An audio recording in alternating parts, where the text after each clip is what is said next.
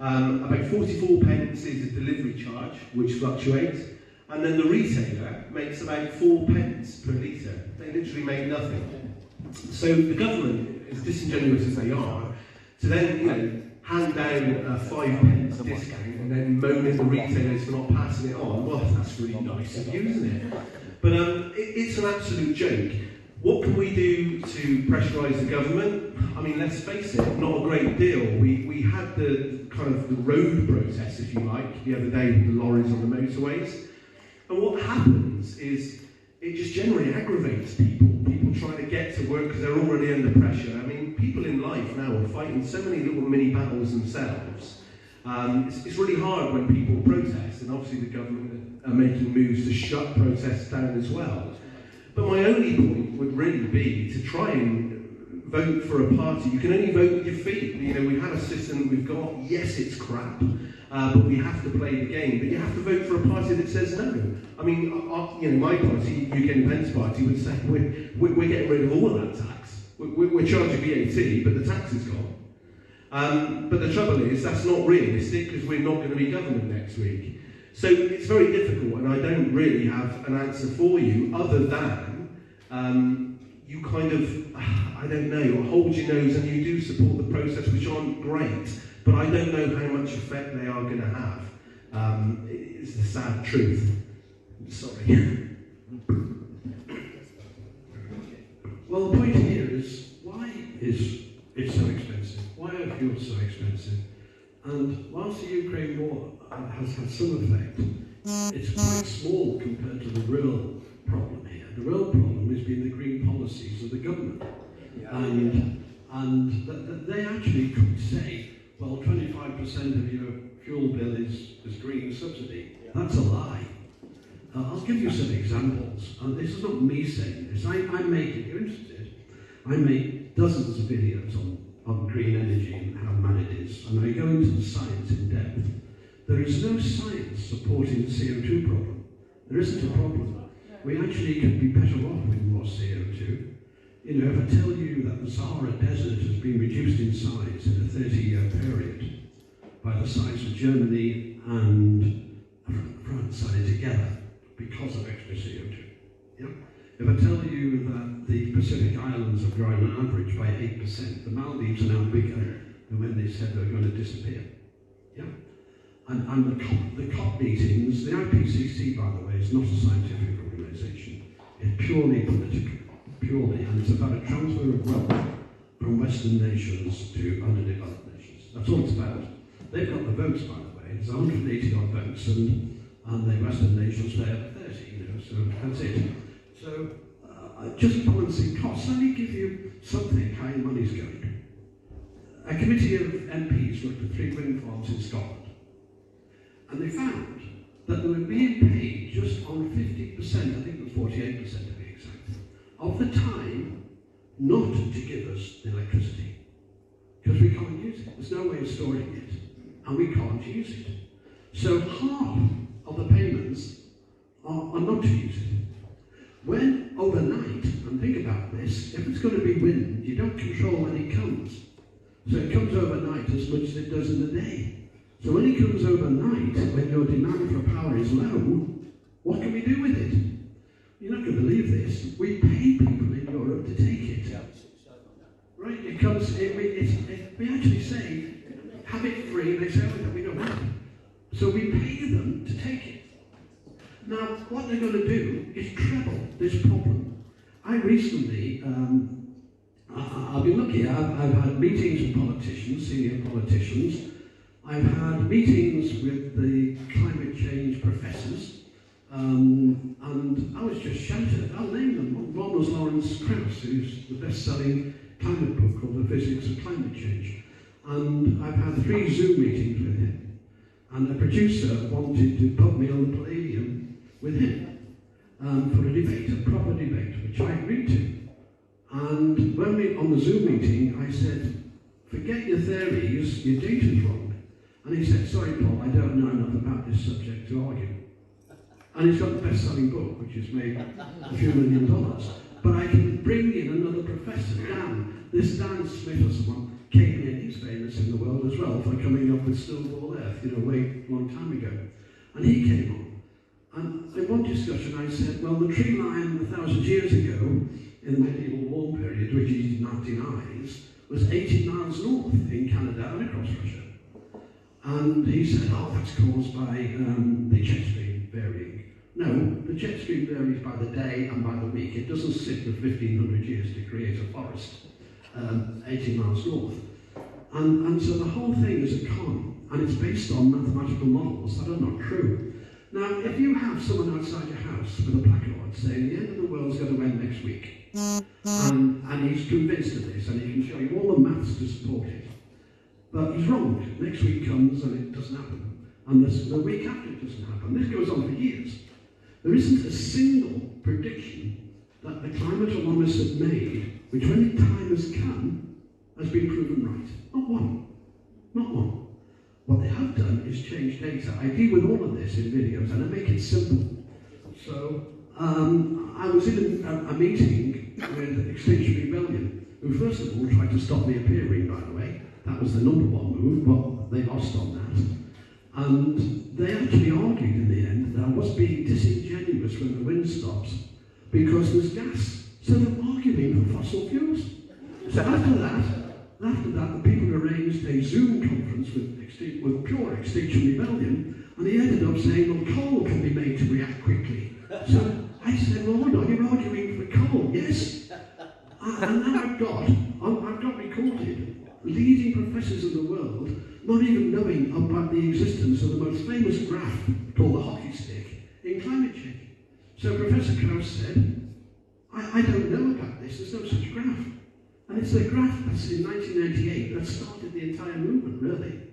What's happening now is because of 20-odd years of education in children in our schools. Indoctrination. Indoctrination, not education, sorry.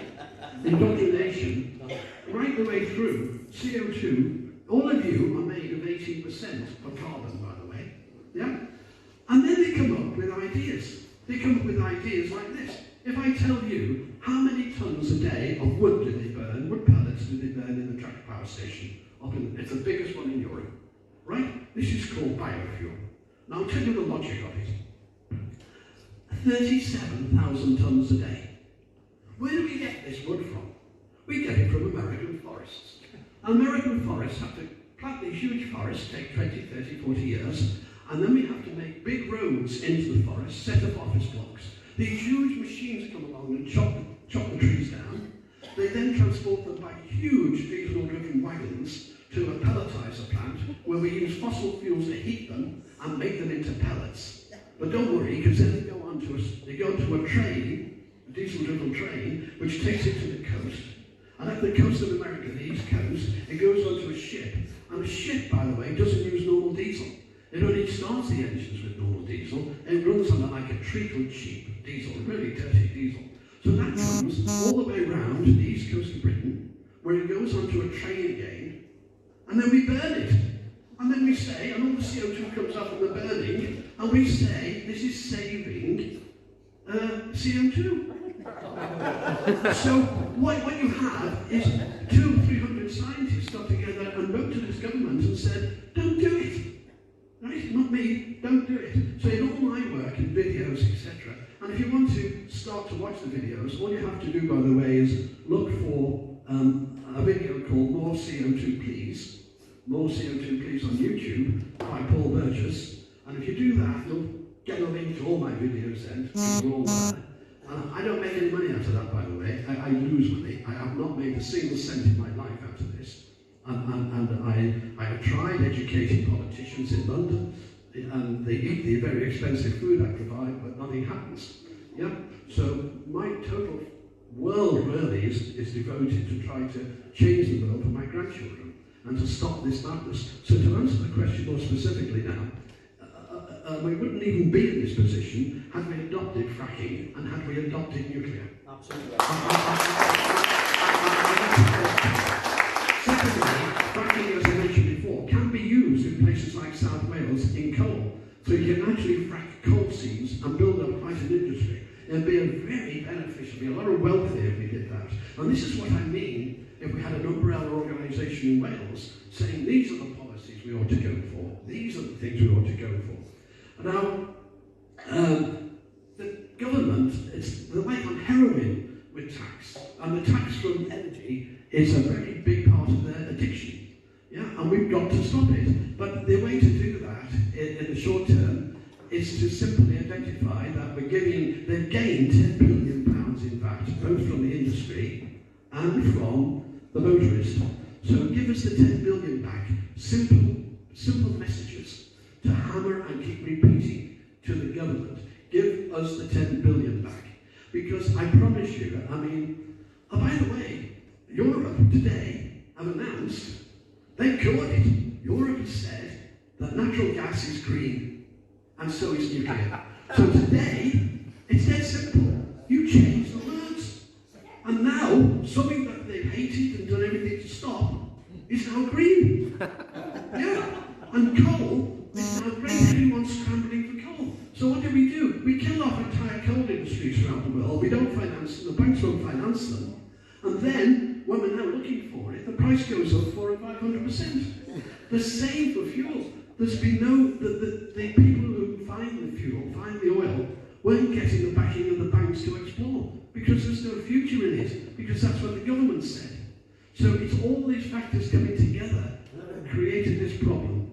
And really, it's not even green. I'm a huge environmentalist. I really am. I want clean air, I want clean water, and so on.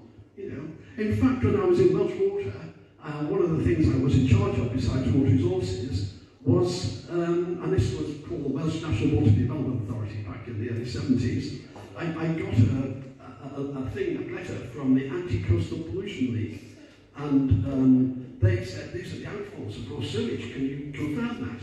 So I wrote back and said, no, there's a lot more than that. So I filled them all in, and I was just below director level. I was one level below director level in my 20s. And they came to see me and said, why did you do that? And I said, we're a public authority, I'm just helping them. And the problem is that we haven't got the money to treat the sewage, and you can't solve the problem by pretending you haven't got a problem. Right? So let's identify the problem, and we say we haven't got the money to do it. Lord Brecon, who was the chairman then of Welsh National Water Development Authority, used to go around to offices and pick up a piece of paper off a desk and say, what's this about? And he picked up a paper off my desk one day, and I said, that's a pollution incident. And he said, right, so what are we doing about it? And I said, absolutely nothing. And he said, why? I said, because we are the polluter. Welsh Water are the polluter. We're the biggest polluter in Wales, actually. Yeah? So we had the job there of being the policeman and the poacher together, the gamekeeper and the poacher. So I really am involved in clean air cities and all sorts of things, yes? But I go into great depth on this. This is my total dedication, as it were.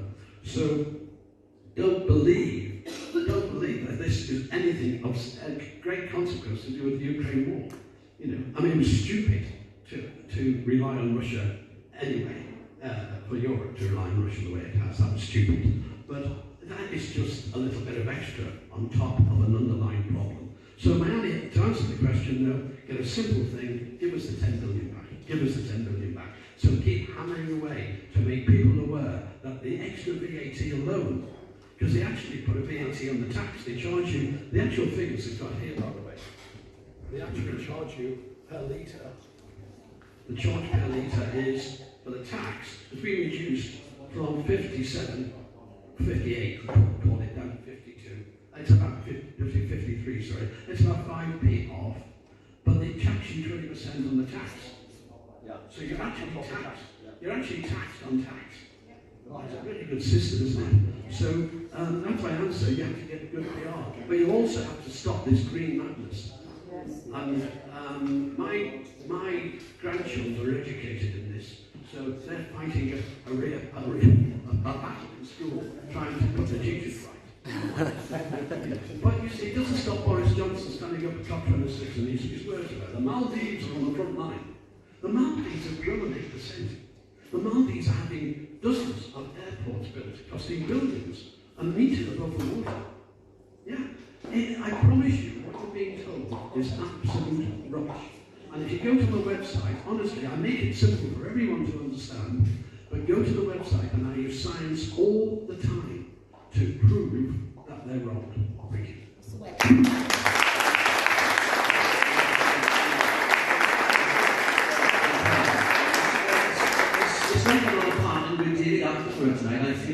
privilege for me. Thank you so much. And I'm like, it's guy, I'm going to check in direction.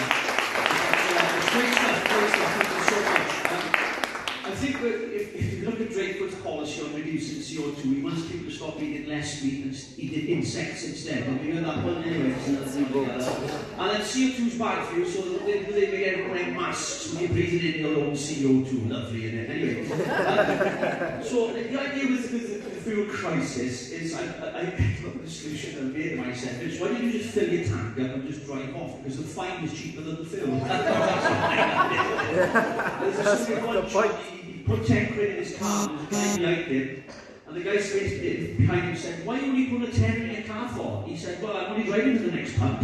I love the stories, but going back to Paul's point, COP26, I call it COP26.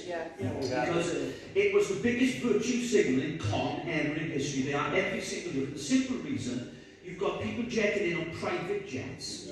400 or so, Paul, as you mentioned. Yeah, but they're preaching to us little people, you know, recycle your recycling, cut down on your CO2, you know, use less of this, turn your lights off. They're jetting around, they were doing it during lockdown. When we were told to stay home, they were jetting around the globe on their private jets, and their big gas guzzlers. The biggest virtue signal of them all, on your TV screens, is Gary Lineker.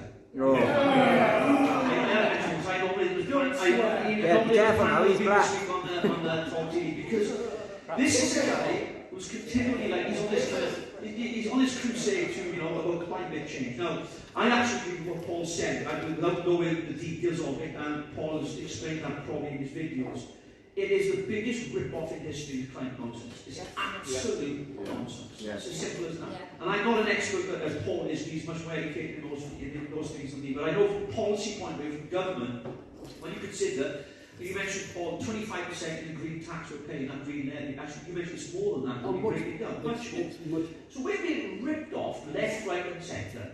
And this is what pisses me off. I did swear here. What pisses me off with the British people and the Welsh people, we're British and Welsh, yeah? Right, anyway. So what pisses me off the most, right, is this. Is we just bend over and take it up the arse. Yeah. We don't do nothing. We don't do nothing. Right now, the fuel crisis in Europe, you've got farmers chucking shit outside the parliament.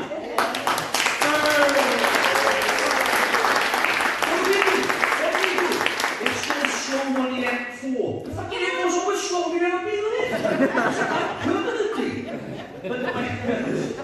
But going back to the whole protesting, what to do with cutting it, right? It is difficult because the government. I get the fact, this is the point, when if you did economics and trying not, but I have read up on it a little bit, when you understand the government have to make money from somewhere to pay for public services, all the things that they do for us, etc. So the money has to come from somewhere, I get that. I just think, as Paul mentioned earlier, that the government actually, if they're misguided, because there's other areas where they could maybe save money, because they waste so much money. It is unbelievable. If you do, I give you a little example, slightly different off topic, but I'll give you like this. Mark Drakeford, Welsh Labour, spent £250,000 on TikTok ads. That's taxpayers' money. That's our money. £250,000 on TikTok ads. And the guy needs a slap anyway, so I'll go on for an hour. But you know, I think with the fuel crisis, I actually think what will need to happen, in my opinion, is for there to be a mass protest, not on the motorways because of haulages and stuff like that, because it affects people. And this is the thing. It's easy to support a protest you agree with, isn't it? So when you've got Stop the Oil protesting, like, what the freaking heck are they doing to themselves for pavement? You know, it's idiots Western. But then if it's a protest you agree with, we're like, yeah, let's protest. So we've got to be a bit balanced about that as well sometimes. Right? You might know a little pain in the arse. But I think a mass protest outside Westminster and bring London to a standstill. What do you mean? You get all the haulage streets, you get all the haulage streets, you get all the farmers, you get all the public industries, you get them to turn up en masse outside Parliament, and they have this thing where they do not move. The unions do it through strikes. You know, that's what they do. The RT have done it with the trains. They're trying to negotiate with the government, they go on strike. So why doesn't the whole of, I don't know, the population just go like, you know, screw this, on this particular day, we're going to stay there until the government cut the VAT on the firm. Can I just say this? The problem with it is the people even on our side are still swallowing the CO2 myth. Yeah, of course. And they say, well, we still need to do it. No, you don't. You know, you actually are breathing out CO2 at 40,000 parts per million. Unless you wear a mask, you breathe it back in. You're right. It's just like, I think, the mass protest. You know, people still say this. I love protests. I do love a good protest. And I've been to loads of them. I've led them as well. I think that they do have an effect. They do bring awareness and that. But I think if you brought Westminster to standstill, right? Now, the new Police Crime Commissioner bill, something like that, they give the police the powers to arrest protesters where it's... And I'm worried about that. I think that's sort of an overreach of state power, because even though I don't agree with the protesters, like Just Stop Oil ones and Extinction Rebellion, you know, if they were in front of my car, I dragged them with a scruff of the neck, but I know I get done for them, but I understand the anger for those of us who don't support their cause, but I support their right to protest, every single one of them. Yeah. Steve Bray is a perfect example. I don't agree with it. The guy's an absolute nut job. I know that it's always on that corner in Westminster banging on about Europe and get rid of Boris. They seized their speakers because he was protesting, calling for Boris to resign. No, the guy's a nut job in my opinion, but he's got a right to protest as much as I've got a right to protest. And that worries me more. But I think, going back to Paul's point, which is more well educated in these matters, and when it comes to the fuel crisis, this fuel crisis has got nothing to do, in my opinion. A lot of people have put it down to what's happening in Russia and Ukraine. We were only importing 3% of our energy from Russia in the first place. I know the European Union were, obviously, the European countries were through a lot more. I think that this is just a huge tax. We've got the highest taxing government in 40 years. Under a Conservative government. And I think to myself, what the hell are the government doing? If Boris Johnson, it's too late for him now, wanted to save his bacon, before this kicked off, if he got up and said, right, I'm going to cut the 47% will be taken from the petrol pump in taxes, I'm going to cut that to 18%, he'd still be the Prime Minister tomorrow. Because people don't care about what he does in his bedroom. What they care about is, I can't afford to put petrol in the car, I can't afford the food on my table. If he sorted that out, I'm afraid it's far too late for him.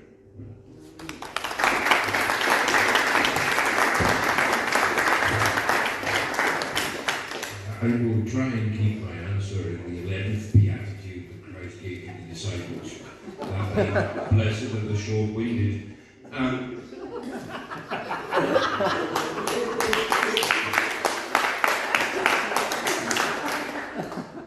the climate crisis, I don't follow the science. I'm not saying the science doesn't matter. We have a very, very learned colleague here that could prove it does. I follow banks.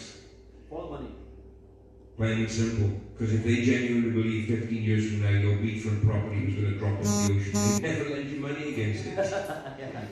And right now in the United Kingdom, in North America, and in 4 other countries, the largest property markets are all beachfront. So follow the money. Now, yes, I like a good protest. I'm part of a denomination that's been in a protest for 400 years. We love protests, but a protest doesn't solve anything. What we as a people have to do is bite the bullet and bring this country to its knees.